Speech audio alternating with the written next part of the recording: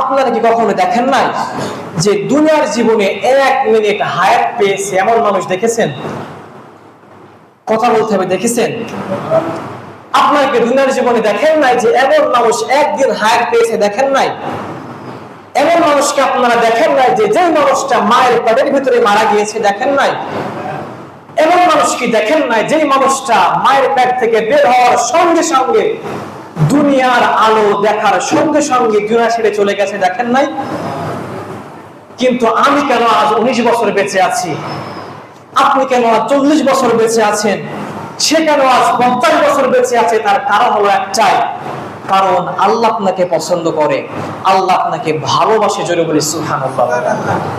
আপনি কি জানেন যে আল্লাহ তাআলা ফেরেশতাদেরকে প্রতিদিন বলে, ফেরেশতা আমার এই বান্দাকে আজ একটাবার সময় দাও, হয়তোবা আমার এই বান্দা আজ তওবা করবে, হয়তোবা আমার এই বান্দা আজ তওবা করে সে তার রবের দিকে ফিরে আসবে।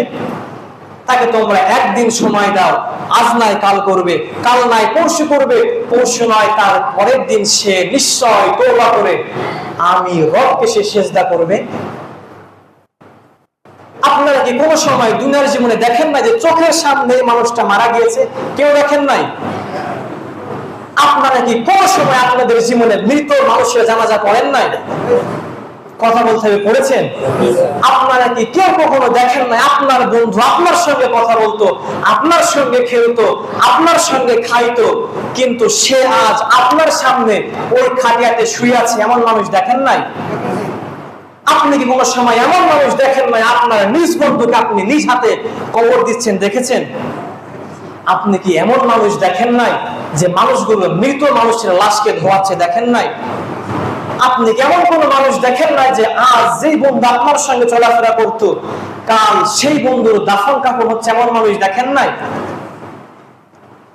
তো আপনার ভিতরে কেন কোনো অবধি হয় না যে আমার বন্ধু চলে গেছে, আমার বাবা চলে গেছে, আমার আম্মা চলে গেছে, আমার আত্মীয় স্বজন সকলে চলে গেছে, কিন্তু আমি কেন বেঁচে আছি? আল্লাহ তাআলা আমার কেন বাঁচিয়ে রেখেছে? একমাত্র কারণ হচ্ছে আল্লাহ তাআলা আপনাকে ভালোবাসে, আপনাকে পছন্দ করে। জোরে বলি সুবহানাল্লাহ।